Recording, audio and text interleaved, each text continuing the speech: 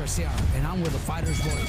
Well, it's about that time, ladies and gentlemen.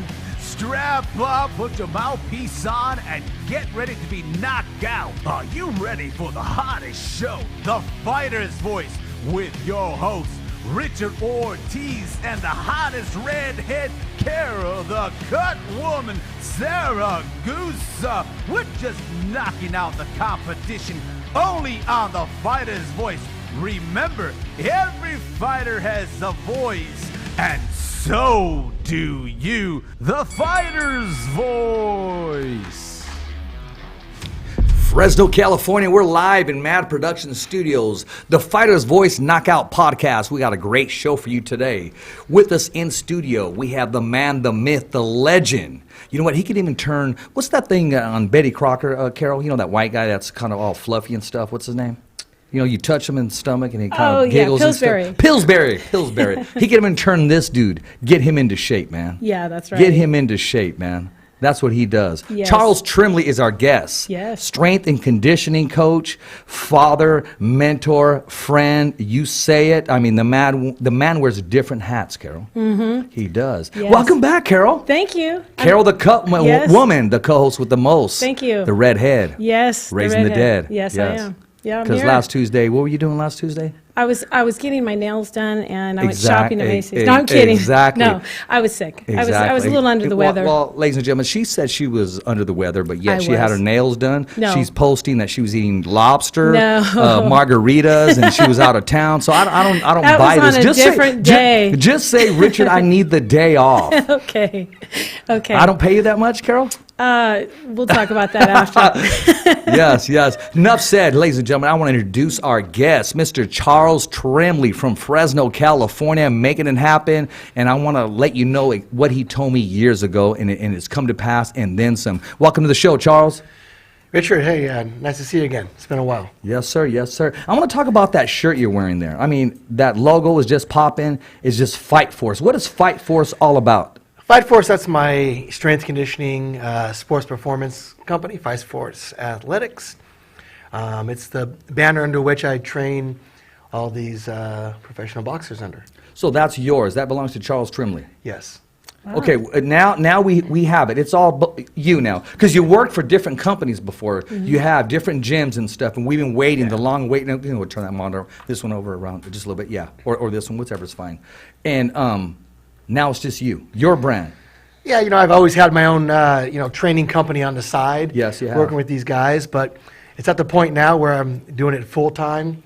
Good. I don't own a gym any longer. There's no other distractions. I have so many fighters and so much time I need to dedicate to them that's my full time, single focus now. So how does that program work? I mean, you don't own a gym, so you can go wherever you need to go, so to speak? Yeah, I'm down at Robert Garcia Boxing Academy with, training several of the guys down there.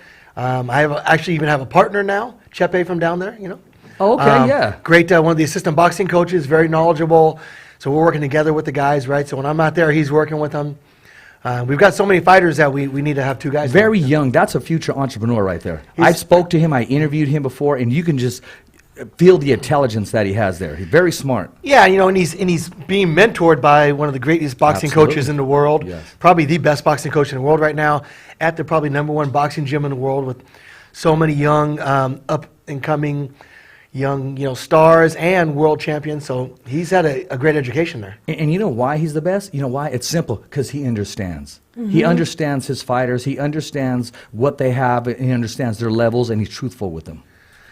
Yeah, it's just, being around this game for a long time, Robert Garcia is as good as you're going to get. Yeah. And he tries to change the training and the philosophy for each fighter based on their strengths and weaknesses. He's not single focused as far as, some coaches have a style and try to make the fighter mold to their style. Yeah. Mm-hmm. Where he will, work with the fighters, natural abilities, and create the style that's going to work best for them for each individual fight as well. That's good. You know what? You hit it right on the nail, man. Perfect. So you're affiliated with Robert Garcia's Boxing Academy, because I see you there a lot. I don't know if we got any pictures to post, and you're working with Lopez, you're working with ORTIZ. I mean, just your wisdom that you got. I mean, you're giving back. There you go, right there. Yeah. Oh, he's letting his hair grow out, huh? That's, Josecito Lopez, Yeah. the Riverside Rocky. He's fighting this Saturday, Oh, okay. the 28th, and I think he'll do tremendous. Yeah. This is our first camp training together. Excellent athlete. You see there, Jose Ramirez, obviously the dual world champion. Yeah. One of the pound for pound best fighters in the world. Yeah. Trained him for 9 years. Of course, we have lots of great young fighters down there to work with. Just started working with Caballo down there. Yeah. The Dominican. He's got some big news, some big fight plans coming up soon. So you guys will see he's right there at the very top of the world in boxing, I think, coming up. And then Virgil Ortiz Jr., one of the young superstars, fastest rising guy in the boxing world right now, probably. Yes, he That's is. great. What's he, 21, 14-0, 14 knockouts? I think he's already stopped a couple of former world champions. So. Yes, he has. That have never been stopped before. Yeah, that have never been stopped before. I'm going to talk to you about something, and I said we were going to talk about something that happened years ago. I remember because I would coach your daughter, Juliet, in soccer, and I've always liked it when it was your weekend. Because it was all good. I'd always ask, well, can she play on this day or this day? Okay, and I would ask Juliet, okay, you with mom or I don't get into all that. He goes, I'm with my dad. Okay, we're rocking and rolling. Okay, here's where we play. We got a tournament. This is what's happening. Because you always had her there on time and she was there ready to play. Long story short, he said, Richard, there's this kid I'm going to be working with from Avenal. He just got on the Olympics. I'm going to be working with him. And you said this. He's going to be a world champion. And you said he's going to be a multiple world champion. And people say that, and I've heard that before. And like, oh, okay. I go, really? Where's this kid from? And do you remember that conversation we had? You told me you're working with him. And, I mean, the rest is history, man. Yeah, I've been doing this. My first job as a trainer was 1986. So it's been a lot of years working, training athletes. Fighting myself and competing and being a world champion athlete myself, I know what it takes to get that level. Mm-hmm. It's not just the talent. We have lots of guys who are very talented. We have lots of guys who work hard. Yeah. The best guy isn't the guy who works the hardest. That's not true. I have guys who I see who are never going to make it. They're just not talented. They're just not athletic. They'll kill themselves in the gym, right? But it's the combination. Yeah. Right? It's the desire, the work ethic, the talent, and being smart to understand, to put good people around you. Surround yourself with good people and listen to them and be guided in each aspect. You have to be smart. We got great athletes out there. We can see a perfect example, someone like Antonio Brown. Yeah. He's the best, but he's a 3-year-old in a grown man's body, and he's had more success than he should have had probably by now because he keeps getting chances. That's a Jersey Shore playing wide receiver. Exactly. And so what I saw from Jose Ramirez, besides all the physical attributes, the mental toughness and strength and desire. Right. Everybody has desire. I mean, there's a lot of guys, have more than others. Yeah. He has the most desire, the most heart, the hardest worker, but all those things don't always add up to being the best. You have to be smart, and the kid's really smart. Right. He's done it right early on. He gets it. He listens to people who know what they're doing, and he analyzes everything. He puts it together, and he's done it in a way that has allowed him to have the most success.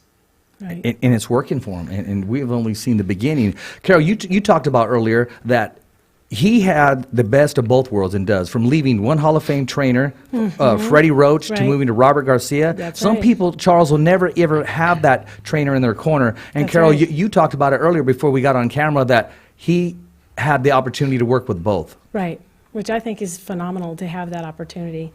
I mean, if you're surrounded with the right people, as well as with everything else that you just mentioned, having the heart and the desire and the drive and talent, also being surrounded by the right people, the right coaches, such as yourself and Robert Garcia and everybody else that plays a part of that. Sure, it's not just the coach, it's the family, everybody that is in your corner, has your back, is working for a single goal of your success. Right. And everybody being willing to listen to the people around them who know what they're talking about. You see a lot of boxing, you see dads who are coaching their sons, and you see them hold them back. You see them ruin their careers at times. You see them get in the way. I see it now. They think they know better, yeah. They think they know better. It's going on, and it's going on pretty close to us. And, the athlete will never get where you can get because you have a dad or an uncle, whoever's running their career, a manager who doesn't deserve to be a manager, doesn't know what he's talking about, Right. who was a family friend or something, or gets the kid while he's young, gets him to sign a contract with this guy who doesn't know what he's doing. Right. And the kid doesn't get anywhere. You know, he's really talented. So you have to be smart and make the right decisions, surround yourself with the right people, have a great family behind you. And then, you know, I'm lucky to have the opportunity to you know, show my abilities with an athlete like Jose Ramirez, who, you know, he was going to be great no matter what. And hopefully I added a little bit more to that. Sure. But I got to show it with an athlete who, you know, getting to that level to help, you know, bring me along with him. And so now I have all these other guys who want to be the same place he is and see it as an opportunity to get there by involving themselves with the same people he did, you know?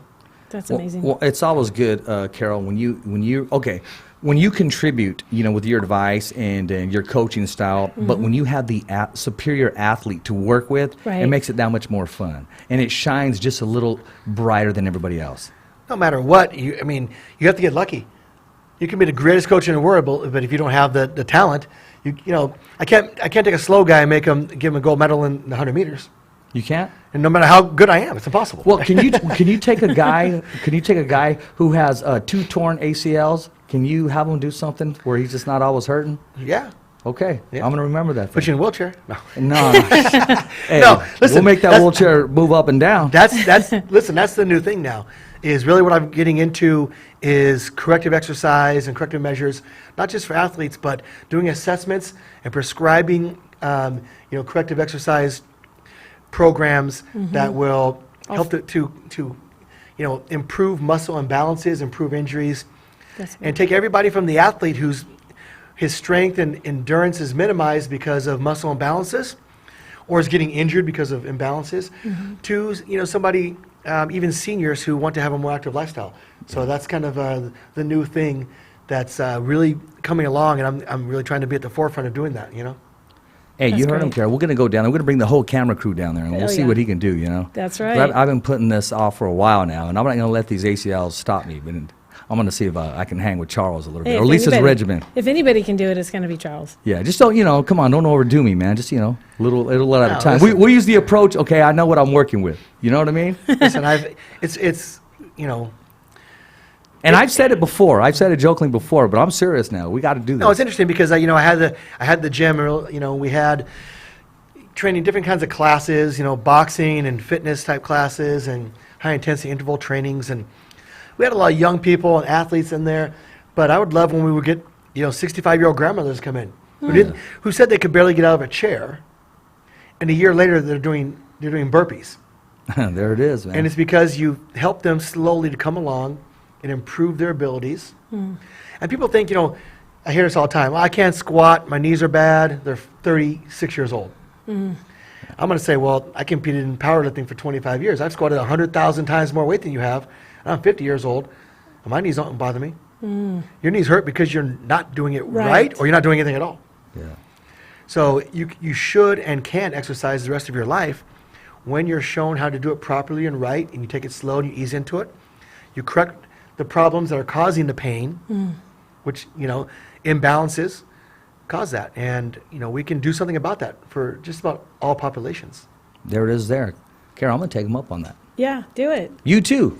Oh, I'm down. Shoot, you're down on. I'm down. I'll bring my 91-year-old pops with me, Oh, that's too. right. Her dad puts me Yeah. to shame, man. Yeah. 91-year-old dad, and still loving the sport, still there. And, Yeah. and you know what? Most important, he's down with the fighter's voice. That's good. No, he is. He made a little promo video, too. That's We'll have to funny. show it later on. Yeah, but speaking of your history from, you know, what you've started with, you were in powerlifting, I hear, right? That's what you Yeah, said? I did. For 25 years or Charles something? was everywhere. Yeah, I Yeah. did quite a bit of, you know, competing in powerlifting. I was a 2009 world champion. Set some American and world records back in the day, and retired for 7 years, came back and won the state championship a couple times, and set another world record. I'm probably retired again for a couple years. Come on, do it That's again. huh? funny.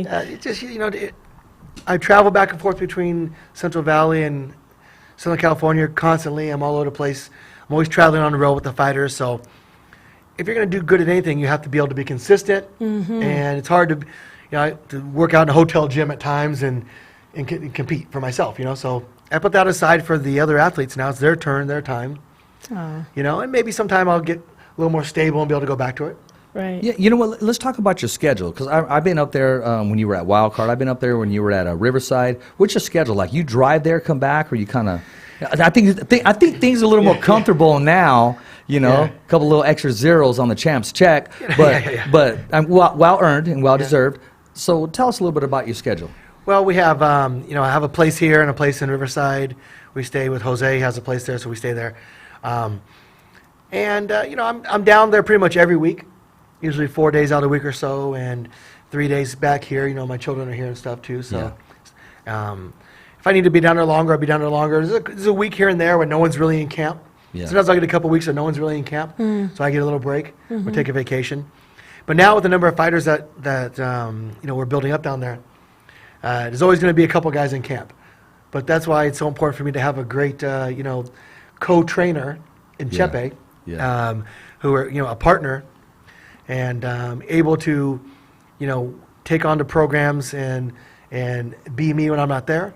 Yeah. And I know that the fighters are in good hands when I'm not going to be there, and allows me to do some other things that we're working on here as well too. No, it works really well. I mean, working with Robert's son. I say that because when I went and visited the gym, I mean, they have their time when it's real loose, when they're kind of preparing. But once the gym starts going and it's full force, that's 100% professionalism and concentration and focus. You got to come and visit sometime, Carol. Yeah, got to make some time to go down there. Yeah, I definitely want to do that. It's a great gym. Right now, especially if you're anywhere like 135 to 154. There's no better gym in the world to get your sparring and training. Especially on Thursdays. You look at you look at the guys at 140 and 147 there. They had that tournament that I think folded maybe now. Did it? The World Boxing Super Series. Isn't the championship not going to be in the? I think so. Like Gray and Taylor are fighting, but it's not part of the WBSS now or something. You know what? I don't know what's I know going on. I know guys weren't getting paid or something happened. I don't know. Well, I hear bits and pieces. They did that, but then I can't speak for Regis. But the last thing I heard is things were in the works. Back on now? Yeah. I know they have a fight date. I think, but yeah, the 26th, I believe, October. Robert's gym could have put on a tournament as good as that, just in his gym alone. Yeah. I mean, there's probably at least 2 guys in 3 guys in Robert's gym that would have won that tournament. Wow. You got Mikey Garcia, of course. Yes. Could have won that tournament. Yeah. Jose Ramirez could win that tournament. And Virgil Ortiz could have won that tournament. Right. Potentially. There's 3 right there. If any one of those 2 guys entered that tournament, they probably would have won it. I heard that sparring was just crazy with Ramirez and Ortiz. If you're gonna think about the sparring there with Jose Ramirez, Virgil Ortiz, Josecito Lopez, who nearly knocked out Keith Thurman. I mean, he is a very, very good fighter. Yeah. He's right there at the top with those guys. Then you have some of the younger up-and-coming guys still, like Ruben Rodriguez. Yeah. I mean, there is some. And then even Lindolfo. That's right. Lindolfo, an Olympian from Mexico. Like, these are all really what is he, 168s? 160? No, he's 140. 140? All these guys are 140, yeah. Oh, I thought 147 at least. No, he's a 140 guy, yeah. Okay. And so all these stud fighters in that weight class. Wow. I mean, I don't know how. Lots of competition. We'll see what's going to happen in the future with all these guys. Wow. That's right. And you know what? Iron sharpens iron, man. That's when you're around good people like that, and deep down they're a family, but there's still that competitive nature. You're not going to outwork me. But they feed off that. I bet they do. They push each other. When you see sparring in that gym and guys going back and forth through a couple of the different rings now and sparring with each other back and forth, it's wars. It is. And Robert actually is really smart because he holds guys back who want to spar at times because he knows they're so competitive. You can't have a Jose Ramirez, right, who is as alpha personality in sparring, nicest guy in the world in the gym. Yeah. He never an attitude, wants to help everybody, cares to see everyone else succeed. But when the bell rings in sparring, there's no more alpha dog than Jose Ramirez, right? He's going to go there and he's going to work hard. If he's, if a guy's getting overwhelmed, he'll back off because he needs the guy to come back and throw so he can work his defense and stuff too. But if a guy comes in there who can push him, it's going to be a war. Yeah. And Virgil Ortiz is young, strong. He's gone up to 147 now. He's a big kid, and you see the power he has. Yeah. I mean, he's stopping everybody like their children. His dad's a nice guy too. His dad's a great guy. His dad has pushed him and driven him, all these years and coached him, and it's a great combination of his father and Robert Garcia. You didn't have to go next time, Carol. I reached out to Mikey, about the podcast again. We just got to set up a date when we're down there, shoot the podcast over there again. That would be good. You got to show up. I'm down. And make it happen. For sure. Count me in on that. Yeah. So Charles, you got this going for you. You got the fight force going for you. Training boxing. Is it safe to say that you are now married to this career? You're all in?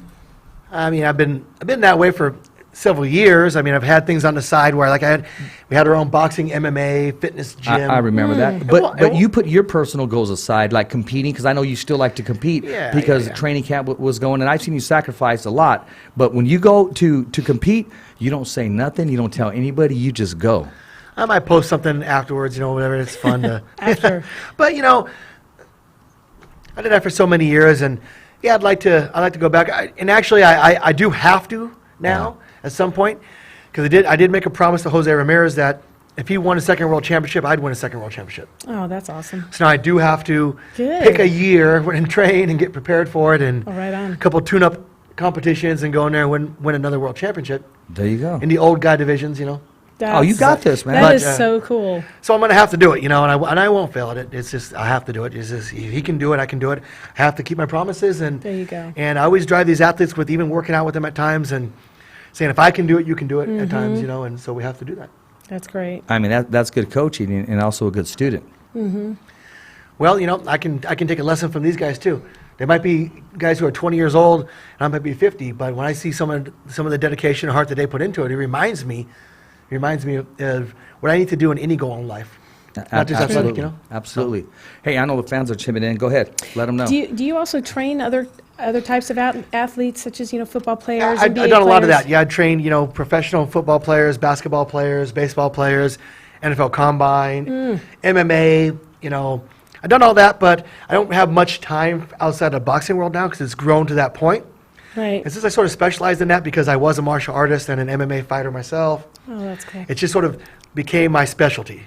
So okay. I would, if another, athlete came to me, I probably would help them find somebody more appropriate for them that has the Okay. time and would specialize in what they do, Okay, good. That's what I figured. And when people train with you, you were mentioning that you have like an assessment that you do. I mean, what is involved? I understand that you actually take blood work, I like to you get- get blood work taken for them. Yeah. One of the things we like to do is get blood panel done, because it's all about doing things healthy, right? And it always sort of was crazy to me that I saw some of these young fighters getting signed to contracts and getting signing bonuses, and I don't think they even get a physical. I mean, they don't even require a physical. Wow. And sometimes I'm thinking to myself, this is Gosh, crazy. yeah. So can you know how much the NFL teams spend at the combine to test each of these players? That's true. And you got a guy who's going to make more money potentially than the starting quarterback for the Dallas Cowboys. Wow. A lot of these fighters make more. A lot of these fighters make more in one fight than he makes in a year Yeah, right now. exactly. Right, that's Right? true. So, but how much money do they spend to test him and to True. to make sure that everything about him is as good as it could be? Exactly. Just not on the surface, and just safe not on and the safe, surface. Yeah. safe as well. Yeah, so we need to know. We don't know if a kid might have a heart condition, might have some kind of a problem. We need to see their nutrient deficiencies. Deficiencies, Are yeah. they low in iron? Do we need to address that in their diet? Yeah. There's so many little things. Hormone problems. Right. I got athletes that I'll send for blood work that are under 30 years old who are suffering from low testosterone. It comes from the high intensity training and not eating right. Oh, Because they think they're eating right, but there's, probably more so than training, there's more bad information about nutrition than anything else. I know I watch your posts sometimes. It's like a trick question. Okay, and you'll say something like, is milk good for you? And you'll just kind of leave it there. And I want to say some things, but I go, nah, man. I'm not going to let Charles put me on blast and just define every single thing that I'm saying, and just break it all down. But I like those. I do watch those. And see, that's something you should do because they're going to listen to what you're saying because True. you are the walking product. Well, I try to inform people based on the best information I have from the studying I've done my entire lifetime. And one of the things that's driven me to go back to school and get my PhD now, in exercise physiology, health, and human performance.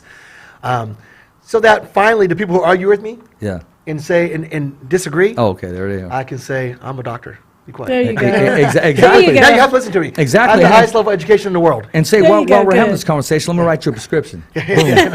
No, but it's look. There's more than one right way to eat and train. There's not one best thing for everybody. Right. Just like no medication works for everybody. There's lots of ways. So there's a science to fitness, there's a science to training and nutrition, but there's an art to applying it to the individual. Yeah. So it takes a lot of years of experience and an artistic way of thinking to take that information and see how it's going to apply differently to each athlete. No two athletes I have train the same. Right. There's something different about them. One person needs to concentrate more on this because they have this weakness or they have this imbalance. Yeah. Nutrition is going to differ based on the needs because one person have, their hormone profile is great. Somebody else has low testosterone. They're 24 years old. Wow. So we need to address that, and it's probably going to be addressed in their diet. Yeah. So besides the promise that you made, or was it a promise or a bet with Jose Ramirez? Kind of slash both? Oh, no, promises. Okay. But besides that, and going back to school, there has to be something out there that's even kind of far-fetched, but you just going to say, hell, that I'm going to go for it. What drives you? My kids, really. I mean, That's right. That's great. It's my daughters who are doing pretty well in life right now. I'm very proud of them, very happy. Yes, sir. And trying to help them, and me going back to school at this age, Yeah. and trying to encourage them to continue education. One daughter, he works for the biggest lawyer in the state. She's a paralegal, wants to become an attorney. Awesome. My other daughter wants to be a teacher, and then I want to see them, pursue greater endeavors and help them, guide them to, it's success is however you decide to measure it. Sure. Yes, it is. I don't care if you work minimum wage job and you're happy as hell, then you're successful. But and it's not just about money either. No, but really it's not. about following some kind of a path that is exciting for you, is interesting for you, that fulfills you. And they have some things that fulfill them, so I want to help guide them towards that, That's great. Dr. Trembley. I know, We'll that see. sounds Dr. great. Trembley. That really You know what? sounds good. Okay, you know what? Boom. I'm going to start calling you Doc. From now on, KP, we'll put it, when he's can't on the do it. show, You can't we'll do put it. Doc. You can't do it because I have to earn that. Well, why? And if- Hey, no, but I'll call you anything. Because I here's called the- you worse than that. I understand. but here's the thing.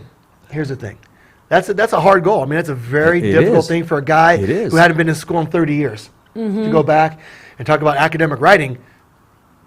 I don't That's know- true. Yeah, you didn't just That's not come I've out done of that the 30 classroom. years, Yeah. So I had to do a lot of prep work to Yeah. prepare myself for that level.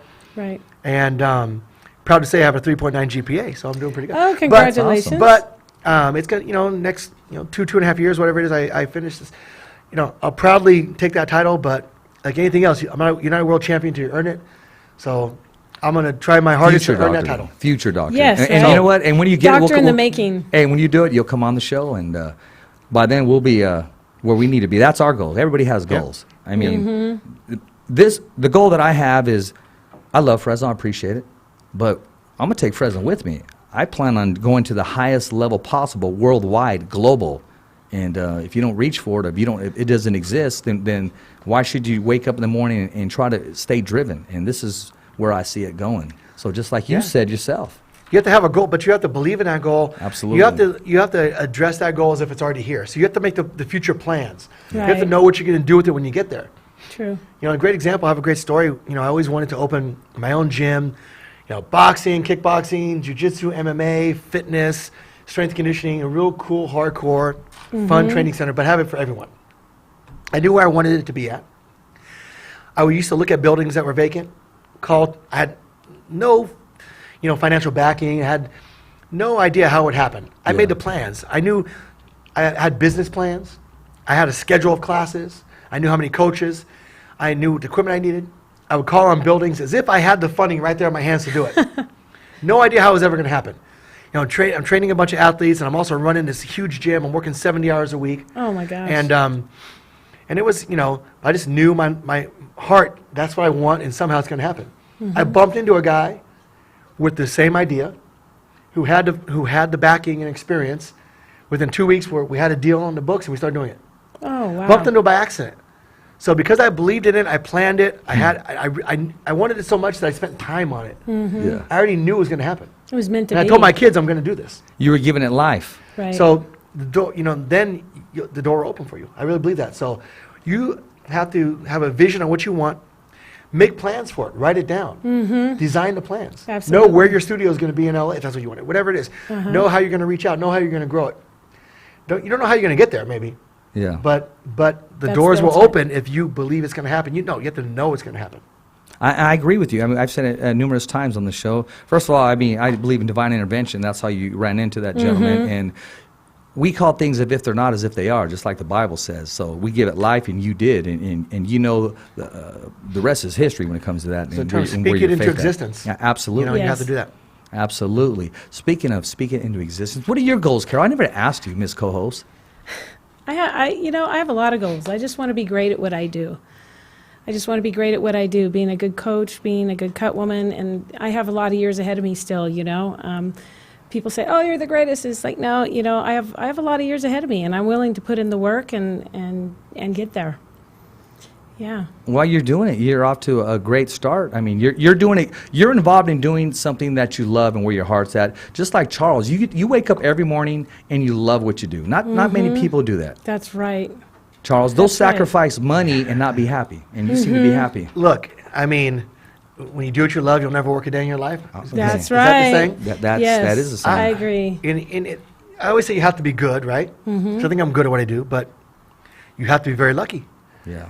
You don't get there without luck, and luck favors the prepared, of course, but you have to, there's luck involved. You have to see the opening, you can't be afraid to take it, you have to take a chance on yourself. That's right. And you have to get lucky. There's guys who, you know, look at like these singing shows. There's people go on there, they're better than the professional singers, they're amazing. Just never had a chance. No one ever gave them an opportunity. That's They went to the very right place, the right time, they didn't meet the right person. That's very true. And so, no matter what, I always say, I didn't get here where I'm at by myself. Yeah. I got here with luck, with favor from whoever, a higher power, our creator, said, I'm going to give you this opportunity. Thought I deserved it for whatever reason, put the right people on my path, put me in the right road That's to find great. it. And so, it's not all by your own doing, you know? So, Very true. You know, I would like to, for you to work, I like to network with people, man, but I would love you to see if you can work with LeVar Johnson, man. Get him agile. I mean, he has that crazy I talked to him power. before. I talked to him Yeah, before. but I can see it now because he has a different hunger in him. He has a hunger that he wants to prove people wrong, and he did, but there's still a journey that he's on. he's got, you know, being around him a little bit and seeing things and knowing some people around him, he's one of those guys who I think everybody has a little bit of fear of, right? Yeah. I mean, he just looks scary, right? I mean, might be able to outrun him. I don't know.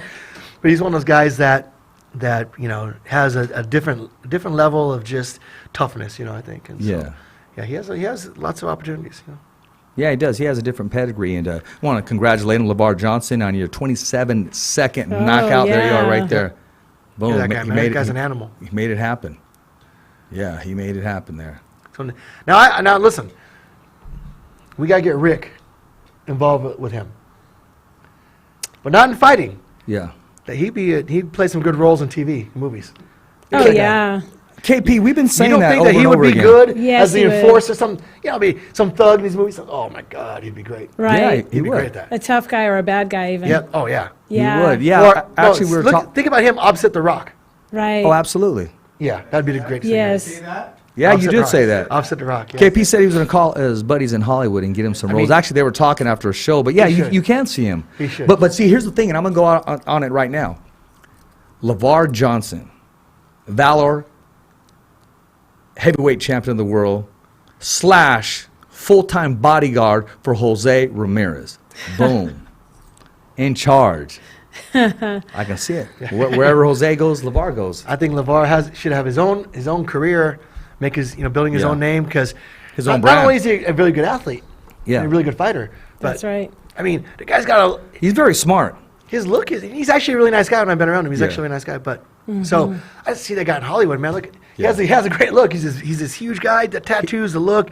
He could be a great in movies, and that's a guy who can be in the Expandables 19, whatever they have. Yeah, exactly. I don't know. Exactly. funny. We did a one-on-one He's pushing interview. Stallone in a wheelchair. Yeah, that's Oh, right. By then, yeah. you know, Stallone. Yes, Yeah, yes. exactly. They're all in the wheelchairs, except LeVar, right? We did a one-on-one interview, and we're adding some content to it. But when he's sitting right in front of me, I mean, you just see this mammoth of a man. Yeah. Knowing that anytime he can go crush you if you wanted to. If you Yeah. ask the wrong question, you know what I mean? He's I'm on the literally holding my hand down because I had to go there and ask a couple questions that I even wasn't even comfortable with, and my left hand kept moving, and I actually had to hold it like this. Oh, That's funny. But a lot of no, he's times a these nice guys guy. are kind of gentle giants too. You know, I mean, they're soft-spoken sometimes. And, Yeah. But yeah, I mean, I would love to work with him because he's got so much potential. But Yeah. Rick, get him Yeah. get him in the movies, Rick. You know what? Okay. Maybe this will happen then because I'll try to do that, but I don't have Rick's phone number because he changed it and didn't give it to me. And he stopped following me. So I just go outside and hey, Rick, it's me. Hey, man, can you imagine if Rick had the platform, made some phone calls to get the fighter's voice out there, that opportunity? That would Yeah. be really Rick's probably great. saying, man, I'm only one person here, man. But no, I mean, it is. He's such a busy guy, though, too. Yeah, but you can I make know. time. You I can know. make time. Charles is busy. Shoot, he's training Yeah. world champions. That's and true. he's got today. Yeah. We've got a couple. Actually, me and Rick have got a couple big things in the works here in Fresno. Yeah. So we'll maybe get you involved and do some stuff with that if we can too. Yeah, absolutely. I appreciate it. Charles has always had my back. Charles, let Carol know how I met you. And I know I've asked you to tell the story before. Yeah, I mean, my daughter played on his soccer team with his daughter. His daughter and my daughter were best friends. Yeah. His daughter would spend the night at my house and Yeah. things like that. They grew up Yeah. together. That's and cool. my daughter just told me they've recently been talking. Yeah, Yeah, a which little is bit, so- good. That's So good. it's soccer. I don't know. The kids are 6 years old or something like that.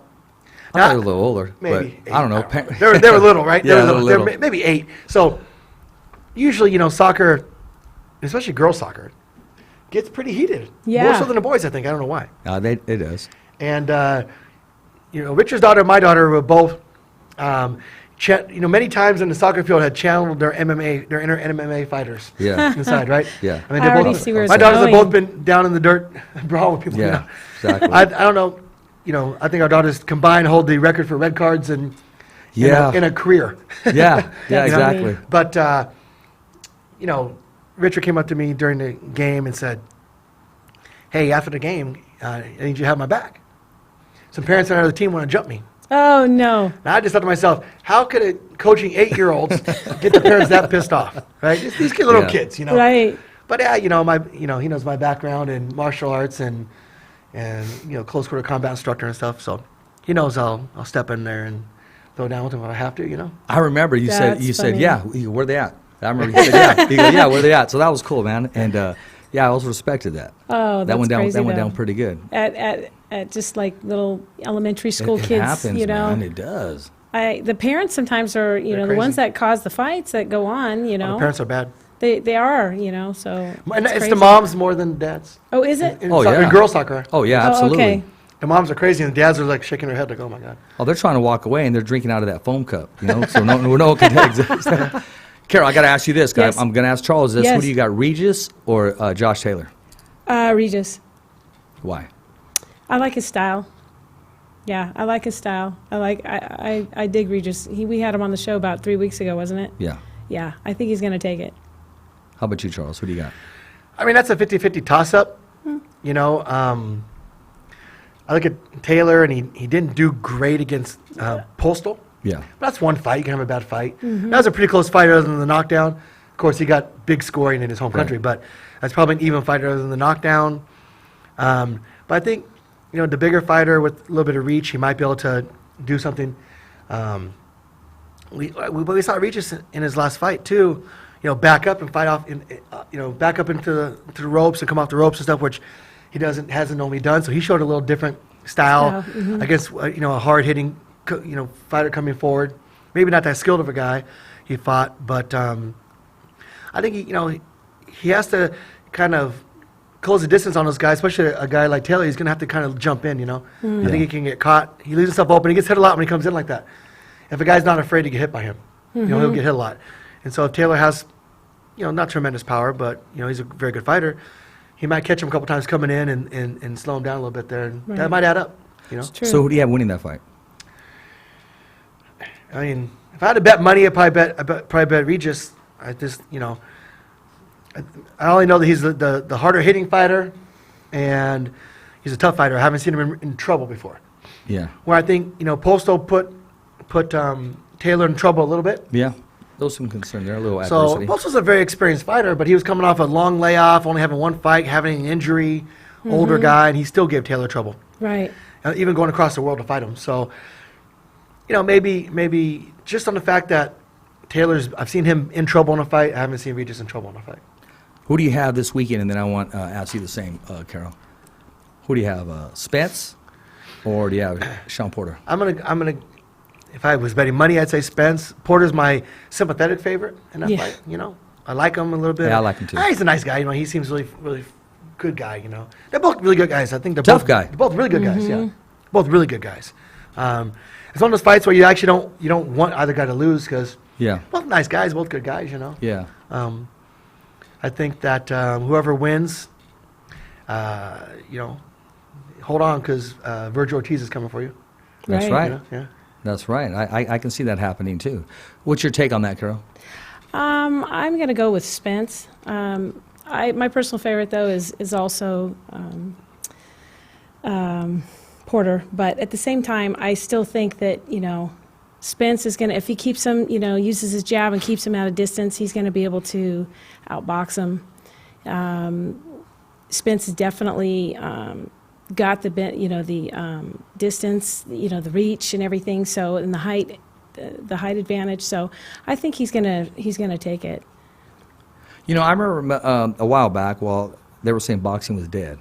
Boxing is far from being dead. Yeah, Right. boxing, the UFC came on so strong, I think it did pull some fans away from boxing. Sure, more. it did. But then UFC got to the point where what's great about it also hurt it. Yeah. That, anyone can win at any time. Like you Right. can see an upset you see, Diaz come in on 8 days' notice and beat an unbeatable fighter. Right. And so if you can't keep guys as champion long enough to build a superstar status, right? So who's a superstar in MMA? It was McGregor and Rousey, and then they're gone for the most part, right? So, True. To build a superstar like you have in boxing, like a Canelo, like Pacquiao, like Mayweather, like Canelo, like these guys, and build the fan base up so big that when they fight, the whole world watches. Right. And you only had a couple people like that in MMA. You used to have Randy Couture and Chuck Liddell, and these guys would be champion for a while. No one stays champion long enough to build up a huge following. True. And that's great about the sport, but it also hurts a little bit in the numbers, I think. Well, I mean, exactly. Longevity as a champion. I got to ask you this too, and I'm glad you brought that up. How would you put the weight on Garnelo to face the Crusher? Oh boy, Is that too much weight for you? Would you advise that, or do you think, I think Kovalov, that's the right pick for him? I think it's who's he gonna fight? Yeah. You got to have big fights for him, and what's the challenge for him? It's no different than Mikey going up to fight Spence, right? Mikey's not a big guy. No. He's not a big guy at all. I mean, Mikey's not big for 140. And but if you want to challenge yourself and you want to be truly great, and you want to beat the best people out there, you want to go up and wait and take belts. And losing that fight to Spence didn't hurt Mikey at all. It doesn't affect his career at all. Who would expect a guy who's really a 135-pound fighter to go up there and fight a big 147-pound fighter? Yes, very big. You know? He looked like a middleweight that night. He did, And- didn't he? Yes. Because and so compared to the smaller fighter, he looked really big, and so that's not going to hurt it. And so it also doesn't really hurt Canelo to take this chance. It's good for him. It shows that he's willing to fight the toughest guys out there, go up and wait for the challenge. I mean, his contract is set. He's making $365 million, whatever it is, no matter what. Yeah. Right. He has nothing to lose, and I wouldn't get him overly big because he's not used to carrying that weight. If you had, I'd want 5 months. Exactly. You know? And I was about to tell you yeah, that. yeah. That's right around the corner, Carol. How would you advise him to put if you had 5 months, how would you put the weight on him as opposed to now? what's he very gonna- slowly, so his condition could come along with the weight. Oh, that's great. Right, very slowly. And we would look at, you can gain weight, but not gain strength with that weight. Mm-hmm. Right. So gaining muscle and gaining strength are two different things. One's a physiological adaptation. One is a neurological adaptation. Mm-hmm. So we have to make sure that we are maintaining, gaining strength and power with that weight, not just putting on more muscle. You know what? Back in the day, they did it right, Carol. Michael Spinks, when he moved up to heavyweight, skipped cruiserweight, but he was working with the weights, and he moved up and took on Larry Holmes. Evander Holyfield, when he moved up to heavyweight, he was only 202 pounds, and That's then right. gradually went to 212, and then 218, 215, et cetera. But they put it on gradually. Sure. They didn't just come and put A it guy on. to jump up in weight class for one fight, it's going to be very, very difficult Right. to add quality weight. It takes time. And, more or less he's going to say, I'm just not going to cut much. Yeah, yeah. Not going to have to cut, Yeah. probably not going to have to cut weight. It's more like that. But that just means, you're in that little bit of higher body fat when you're, out of camp type, scenario. So he still might be a little bit better not being too big. Yeah. And just keeping his speed and his conditioning. Sugar Ray would always do that. He didn't always move up to 175. He'd come up to like 172 or something close to that so he can stay agile. He didn't want to just put weight on. And I did leave one out. Tommy Hearns, when he moved up from 154s to take on Dennis Andres at 175. Yeah. So it's different. You boxing scholars out there, you thought you were going to catch me slipping. It just doesn't. It just doesn't happen. Boxing, if it was MMA, weight is more important because you're laying on a guy, right? You're grappling, you're pushing a guy up against the cage, you're on top, laying on top of him. And even 5 extra pounds can add up over the course of those rounds. 5-pound difference in boxing is not that significant, right? It really isn't. I mean, you're not using your body weight. You clinch some, you push guys around some. It's not as significant, though, Mm-hmm. Carol, what's your take? And then I'm going to ask Charles, what's your take on Julio Cesar Chavez Jr. coming back? I saw some B-roll of him. He looks tremendous. He looks in tremendous shape. Yeah, he looks like he's actually been training hard, not like he has in the past, but recently he looks like he's been training really hard. So I'm actually impressed. With those side habits? Yeah, with the side habits on the side. It works for Diaz. Yeah, that's true. Yes, it does. So what's your take on him? Do you think he can make him run?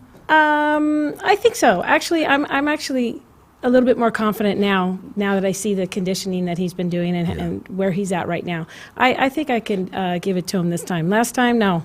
Time before that, no. So I'm pretty impressed to see how far he's come along in a short time.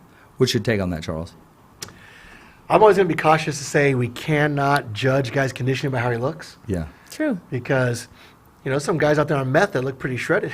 Yeah, sometimes it happens. Yeah, exactly. But no, it's let's think about the fight with Andy Reese and coming in. Everyone's saying okay. He's Very not in good shape, analogy. Right? Mm-hmm. He doesn't look in shape at all. He was pretty fast and pretty sharp and pretty strong and pretty, And the guy who looked in shape looked pretty tired when he got hit. Got tired and worn out and didn't want to come out of the corner. Mm-hmm. Right? So a bodybuilder can look good. But can they run a mile and do 10 pull-ups? Maybe, probably not, right? Because that's not conditioning. Yeah, they need that. That's how your body looks is different, right? So if I'm just a guy who's been an athlete my whole life, and I just eat healthy, I'm going to get lean, look good, I'm going to have some abs, doesn't mean I'm in shape. Doesn't mean my muscular endurance, my cardiorespiratory conditioning, my strength is up. So I always say caution how a guy looks doesn't make that much of a difference. Mm-hmm. So it's hard to tell if he's actually in condition. Yeah. Right. Or he's got rid of bad habits, started eating better, and he's, so he just looks better. And those are two different things. Right. Yeah. The last time he was on HBO, he was in his calzones eating cereal. Remember that?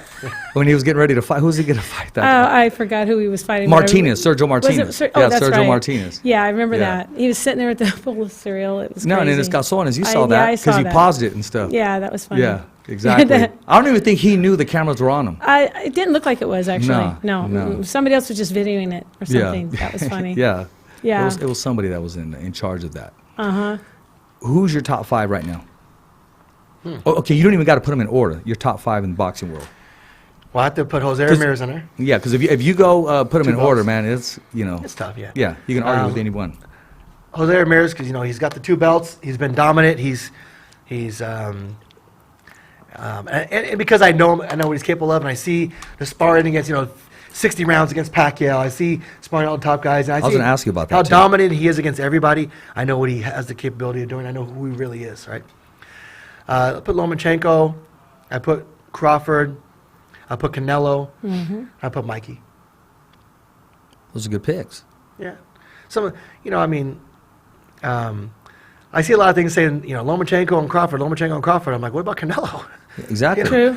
Yeah, you can't dismiss him because he's not with the same company. No, You can't. Yeah. What do you mean? He's fought everybody he could fight. Exactly. You can't help who's left over. Exactly. Right? And he lost to Mayweather several years ago, and he's a lot better now than he was then. And Mayweather practices, great art of evasion, and he's just the greatest at it, and he's going to win those rounds by a little bit. But he's the greatest because he all he does is win, baby. You know. Yeah, he's That's all that smart. matters. That's Yeah. it. That's it. I want to add some to that in a few. So who's your top 5? I'd like to say, I definitely will say Canelo. I do like Lomachenko as well. Spence, Crawford. I don't know. Did you say Crawford? Yep. Yeah, he didn't say Spence. Okay, he didn't say Spence. No. Okay, Spence. I'm gonna say I like Deontay Wilder.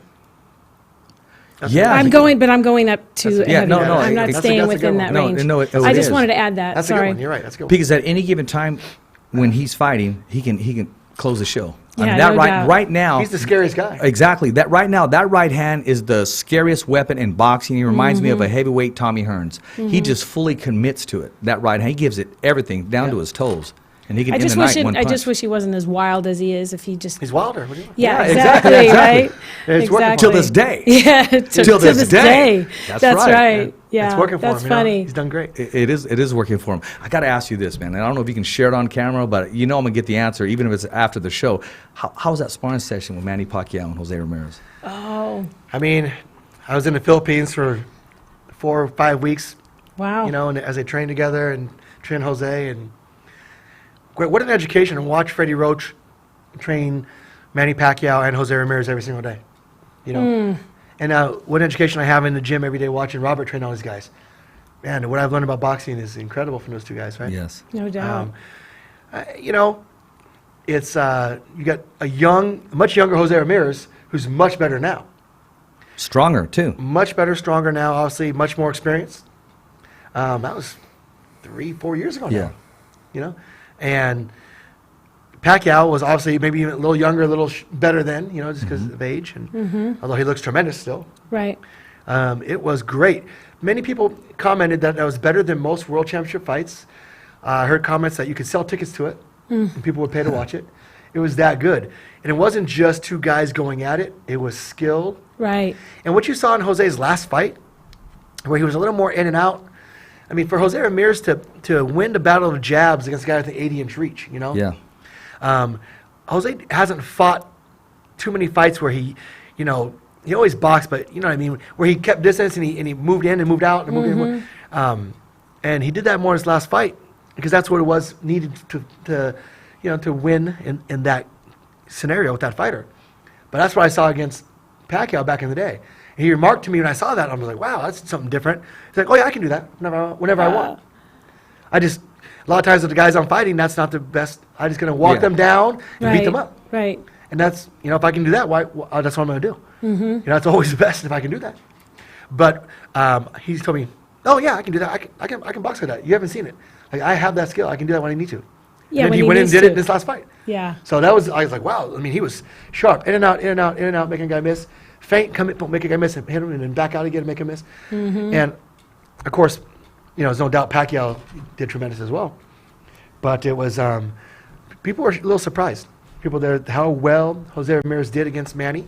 Being Manny still probably at his best, what people thought, and Jose being a young guy, up and coming, not that much experience yet. And he showed that he can adapt to these fighters. Right. And that's why when people talk about Jose Ramirez fighting Regis or someone, and that's who everyone expects it to be, and Regis talks a lot, you know, and it's all to make the fight happen. He's a good guy, been around him a little He's a bit. good guy. He seems like a good guy.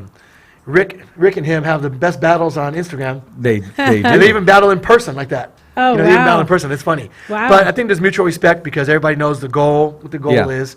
But Regis will not understand the different facets that Jose Ramirez can bring. Regis Yeah. showed a little bit different in his last fight, but Regis still has to get hit to close the distance. He has no choice. He's like he doesn't have much reach, and but he seems to be tough enough to take those punches, take those shots coming in, and then deliver his own that makes you shell up and not want to fight anymore. But He's a student of the game.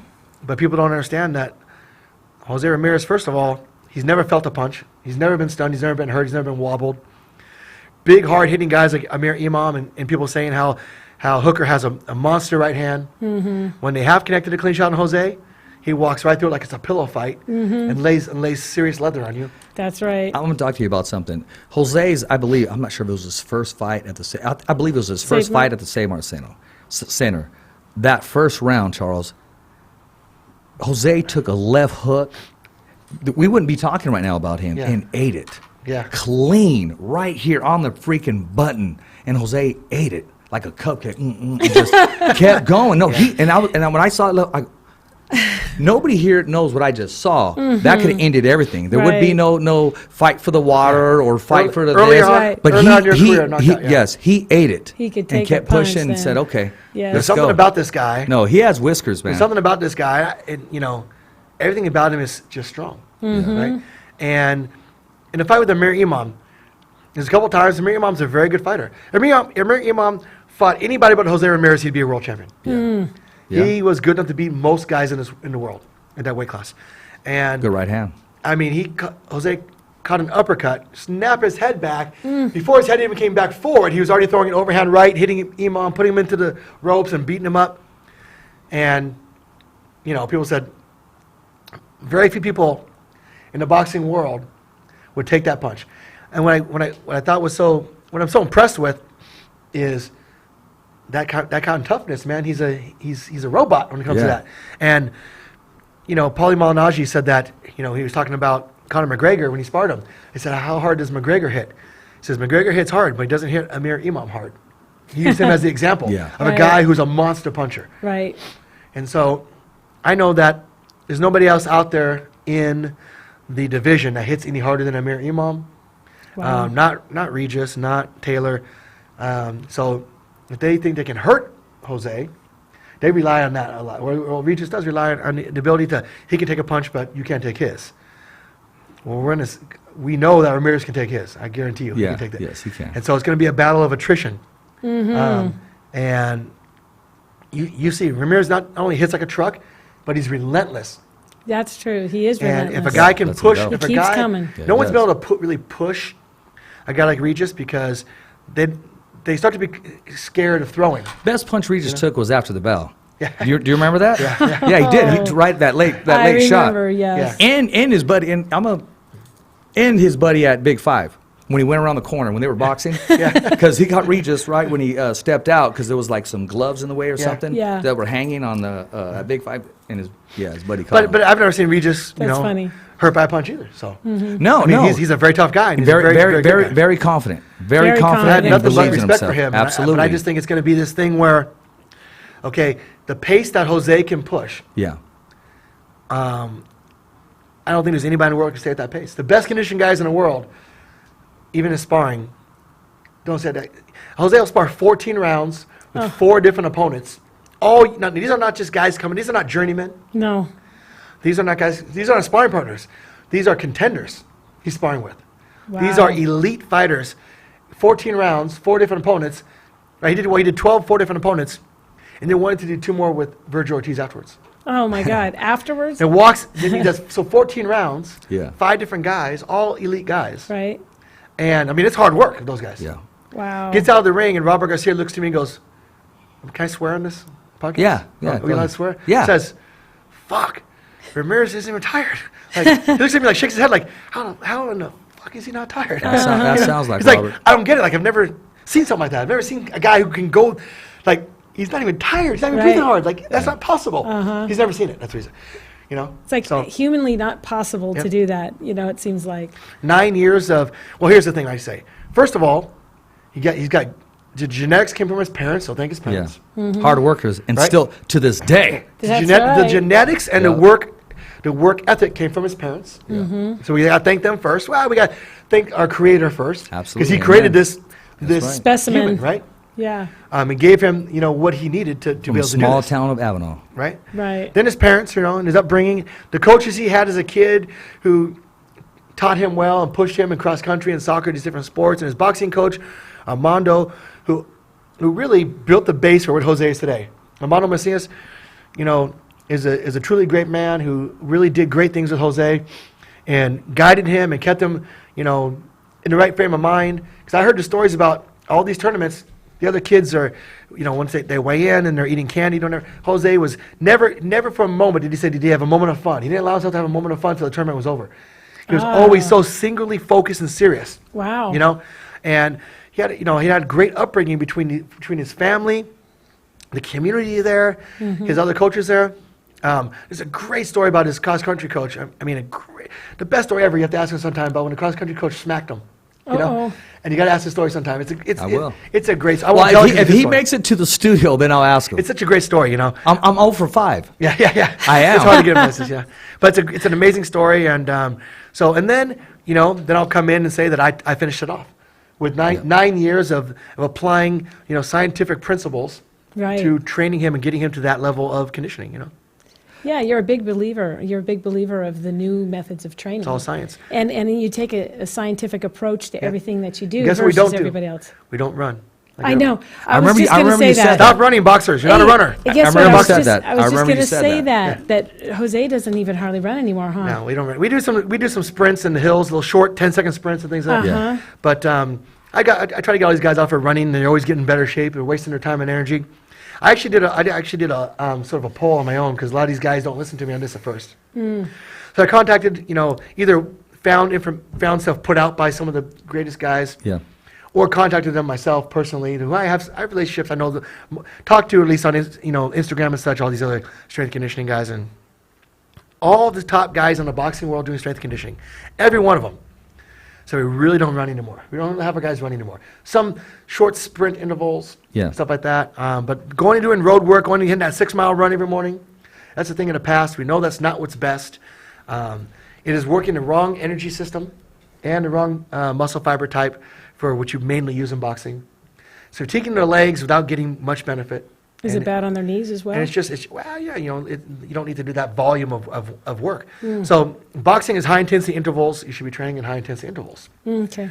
So like even with Jose in camp, we'll run in the hills. We do hill sprints. I sent once that a week. video. That's Do you it. have that, KP?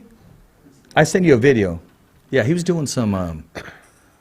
He was. Just once a week we do stuff like that in the hills, Yeah. and that's it. And we're not gonna, we don't never get up and go on a run in the morning. Don't go to the road work. I try to get my guys to stop doing that.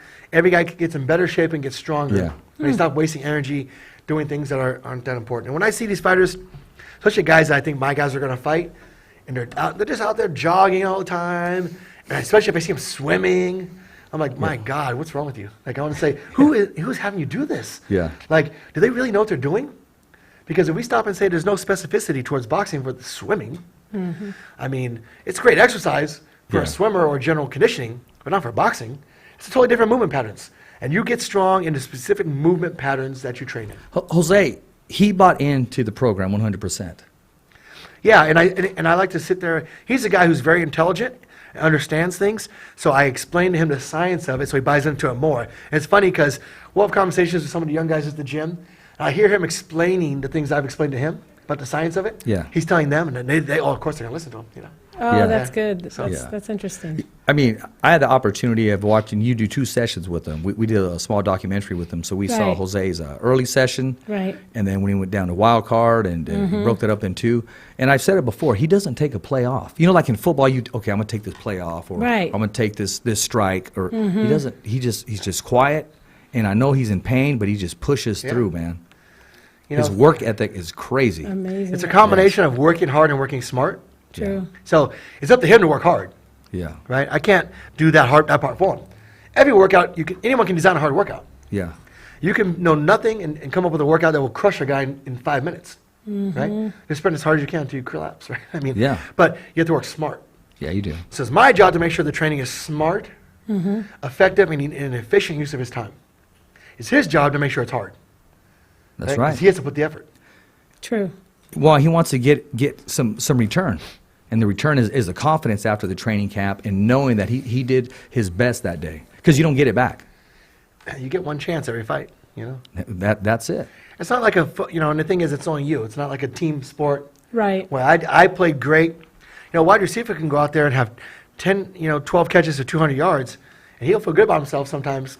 The team may have lost, but he did his job. No one can blame him, Yeah. right? It's not that way in boxing, No. so. No. That's so true. No, trainers, corners, the whole, everybody's important. And everybody has a role to play. That's right. So how do we get a hold of you, man? How do we go to this fight force, man? Right here. Let me bring this up right here. You can I do have a little website that I don't really care about, but I don't. How do they contact you? If someone says, hey, I like what he's saying, I have some questions for him, I'd love to work out with him, or hey, I got a young fighter coming up. How do they get a hold of you? Go look at fightforceathletics.com. And that's your page? Yeah, I mean, I just put some stuff up there and let Okay. people see some of the fighters I train, some of my philosophy, some videos and pictures and stuff, just for fun. And they can email me through that if they want. Okay. You know, I do more. I do some online training through an app that I have. Yeah. Where I send workouts and send videos with demonstrations. I do a lot of that for free, just to help people out. That's my way to give back. Yeah. People who are that's struggling, good. don't know what to do, so I put them into groups. So they're in one of maybe 4 or 5 groups I have at a time, and they get their workouts and a nutrition plan. And I don't charge for it, but I've been very, very blessed. Yeah. And so my job is to try to be a blessing to other people and give back in some way, and, There you go. and do that as well. So. There you go. Do you put together like meal preps, or do you have a meal prep question. program for the Yeah, athletes? So we have a specific diet plan that everybody follows, and we tweak it for the individual athlete. But pretty much everybody does the same thing. It's called a vertical diet, and Oh, so okay. that's what we want everybody on. Right. And actually, Jose Ramirez and I actually are partners in a meal prep company where you can order our meals. It's called Champion's Choice Nutrition. You can order them, and they'll be That's shipped to great. you in dry ice, and Oh, nice. it's Oh, they that's are- wonderful. And they are all based on on this diet, the vertical diet. So it's Champion's Choice Nutrition, and it gets shipped to you, and you heat them up. But the thing is, it's all grass-fed meats, like grass-fed bison, Yeah. wild line-caught salmon, Nice. all organic, non-GMO. Organic.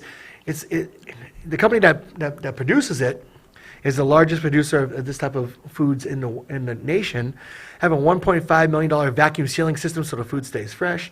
Wow, It's that's cooked in great. bone broth, not oils and butters, so it stays moist, but you're not adding extra waste of calories to it. Right. So it's really the healthiest food I think you can get. And people have to realize it's not the same. You can't just go buy some meat at the grocery store and it'd be the same as organic or grass-fed. The content of the fat is very different. One has high omega-6, one has high omega-3. You need the grass-fed high omega-3. The other one's not actually good for you. Stuff like that. So anybody has questions about nutrition, hit me up through the website, fightforceathletics.com, or even just my name, Charles Trembley, on Instagram. Send me a message. I'll be happy to give people advice about, I don't care to charge people for that stuff. If I can give you some advice, Yeah. it's my opinions based on a lifetime of studying and putting it into practice and education. But, go research that for yourself. Use it as a starting point and see what you think, How hard is it when you see an athlete or you see a trainer working with a fighter and you're thinking, oh man, give me 6 months with this dude and he'll be dynamite. And Oh, yet yeah. you got to walk away because you're not in that camp or that fighter is not affiliated with you.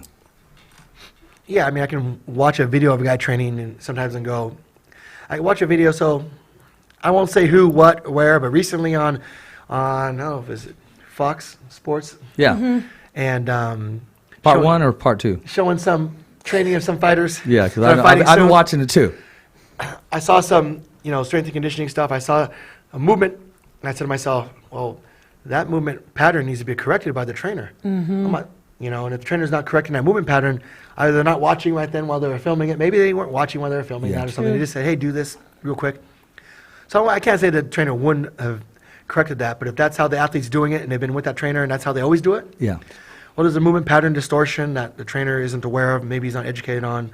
So I say to myself, oh, I could get better results potentially because I could fix that movement distortion, and that would allow him to get better results from the training and move better and become stronger and be able to, not fatigue as fast because he's engaging, more motor units in that movement, so. Okay. Do you- No, go ahead, Carol. No, do you I'm just going to pick on him. Oh, But go that's ahead. okay. Do you offer any kind of like cryotherapy or anything like that? Or what are your thoughts on that? Yeah, we have- I don't know much about it. Okay, so here's the thing. Recovery, the most important thing for recovery is rest and nutrition. Beyond that, there's a lot of things that have anecdotal evidence, like people say it works, but it's hard to prove with science. So I'm a science guy, right? I'm a researcher. And so when you look at things, you can find why cryotherapy should potentially work. Yeah. And that maybe but that's not necessarily good science, so does it work? Well, you have a guy try something. The test is, does it work? Then it works. If you go, you like it, you feel better, then it works for you. Right. Unless it's something that we can see that might be possibly detrimental, like yoga, right? Yeah. Yoga can be great. But for an athlete, we don't do yoga. Why? Because we don't want to, first of all, being super flexible, Yeah. not great for power, not great for power. And we also don't want to stretch underactive muscles, only the overactive muscles. So we prescribe specific stretching only, right? Because you only need as much flexibility as you need for your sport, right? We need some mobility, which is different. So we don't do a lot of static stretching, and when we do, it's for only an overactive muscle, so we can undo an imbalance. Okay. But cryotherapy, yeah, I mean, some of the guys like it. They feel good. I think it does something for them, so great. Yeah. You know, if you like it, and besides, I think the stats are somewhere around 70%. If you believe it, Oh, works, okay, it yeah. works, right? Okay. I can give you, I think it's 70%. I can give you a sugar pill and tell you it's Tylenol, and your headache will go away. Right, that's There you true. go. You know, so That could be very Or you possible put this on shirt that. on right here and you all of a sudden become a champion. it makes right you here. stronger. It Right. does. There You you believe go. it'll make you It stronger. does. It does. Right Hey, here. I remember Fight Force. being in grade school, and whenever I got new tennis shoes, I thought I would run faster. Yeah, that's Of course. You know, true. so I, was Perfect so I probably did. example. Right? Yeah. Yeah, absolutely. You pushed yourself. Yeah. Do you recommend CBD oils or are any like CBD topical I think creams there's like some- for the joints and muscles? So again, I don't think that we have enough evidence to say it works. Okay, Anecdotal, people use it and say it works.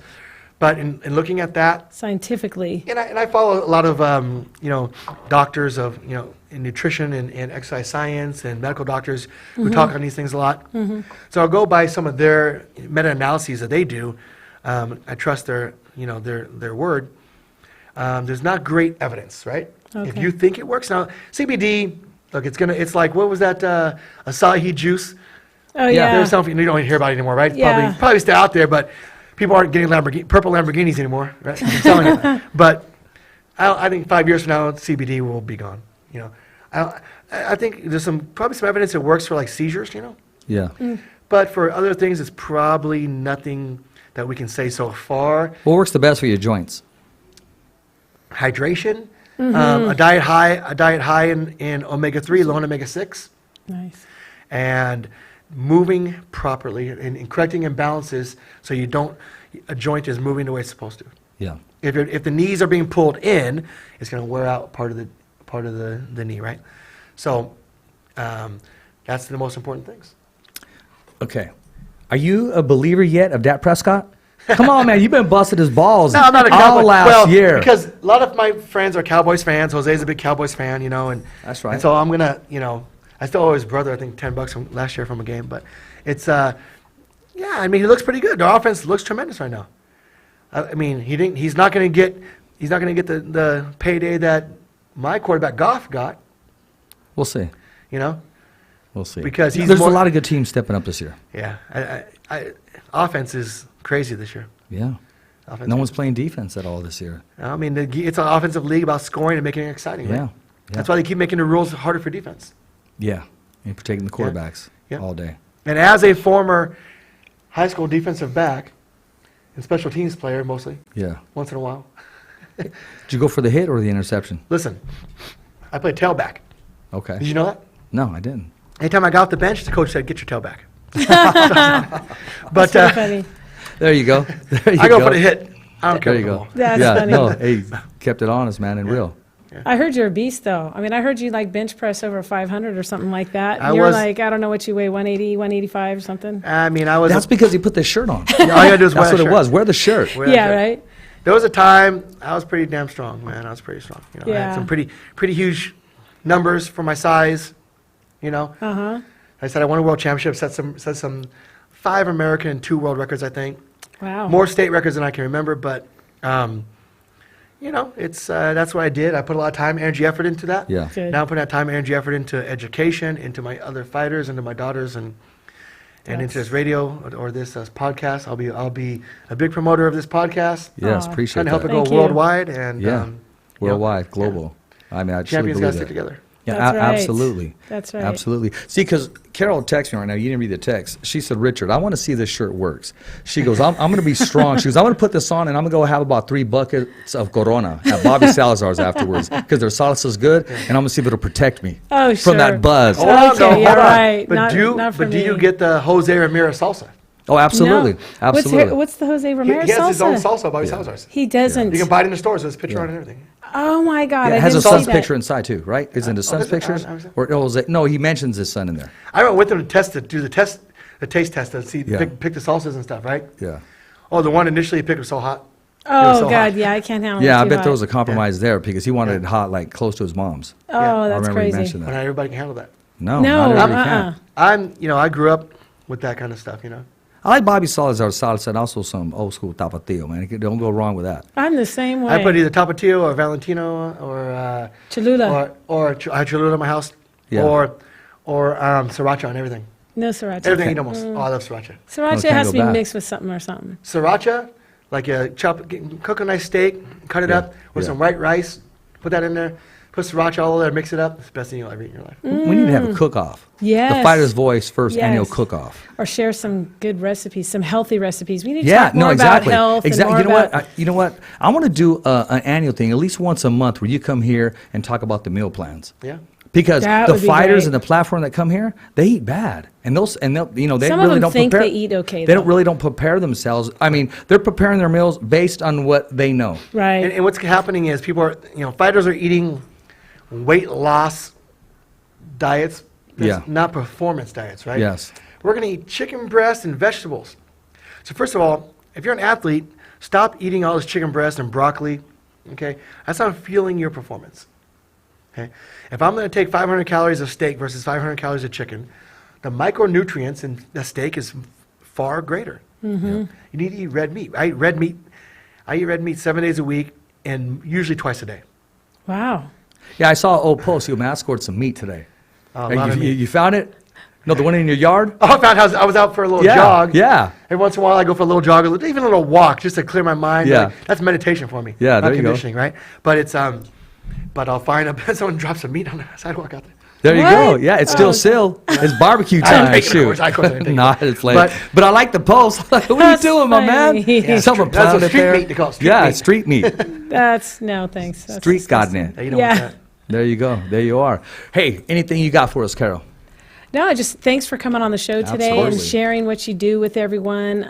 I think that there's going to be a lot of people that if they don't know who you are, they're going to really support Yep. you for what you do for the fighters, as well as any athlete or anybody that needs any kind of conditioning and strength training and nutrition. Thank you. Thank you. Absolutely. What do you want to end with, Charles? I think people watching this should tell all their friends about it. Yep. This is a fun show. It's a good show. Thank You got very knowledgeable people. You've been able to bring on some big names in boxing. We've been You know? blessed, man. And they should tell their friends to listen to the show and let's grow it together. Well, yeah, and I'm glad you acknowledge that, and I'll keep saying that to Blue in the face. This show is blessed. A lot of people have come here on this show, and their career has changed for the better. When they didn't think things were going to happen, they would come on the show, and we call things as if they're not as if they are. And I'll just leave it at that, and to be a part of it, man, seriously, it's truly a blessing. It really is. It really is. Hey, I hope you enjoy the show. Rich Ortiz, your host of the Fighter's Voice Knockout Podcast. I want to thank our guest, Mr. Charles Trembley, making it happen, future doctor, and it's about to happen. He's with the great team. Iron sharpens iron. You got Rick Merigan. You got Jose Ramirez. You got Luis Ramirez. You got Robert Garcia Jr., and, of course, Charles Trembley. And if I left somebody out, my bad. Listen, that is a strong team. And I didn't get to mention Jose on my dream fight, but I'll do it soon. We got some business to take care of, and he's going to take care of business. And Jose's our voice here. He's our champion, homegrown. A lot of people see Jose, and just like Julio Cesar Chavez. And I only make the comparison, like every Saturday we were there watching Julio Cesar Chavez. Now, when Jose is in the media, whenever he fights, he has that same support system, but he belongs to us here, homegrown. Fresno has adopted him, and we wish him the best, and he's doing really well. I want to thank Carol, the co-host with the most, making it happen. Tomorrow's show, we're going to have Ken Wayne Shamrock back on the show. We had him on the show to talk about the bare knuckle, Valor, bare knuckle, and he's going to come back on tomorrow and do a recap. And then we're going to be talking about LeVar Johnson, and then Fresno's own. We got a match coming up. We got Alonzo Morales. He's getting in the ring. He's dedicating this fight to a special someone, and I'm going to let him tell you all about it. Hey, as always, it's a wrap here in Fresno, California. Every fighter has a voice, and so do you. Thumbs up for Richie. Okay, fight fans, it's not goodbye, but until next week. Remember. It's always voiceography at its finest. So on behalf of Richard Ortiz, Cole Escovedo, the special guests, and all the crew right here at the Kick-Ass Podcast, saying hasta luego, babies. And always, thanks for listening.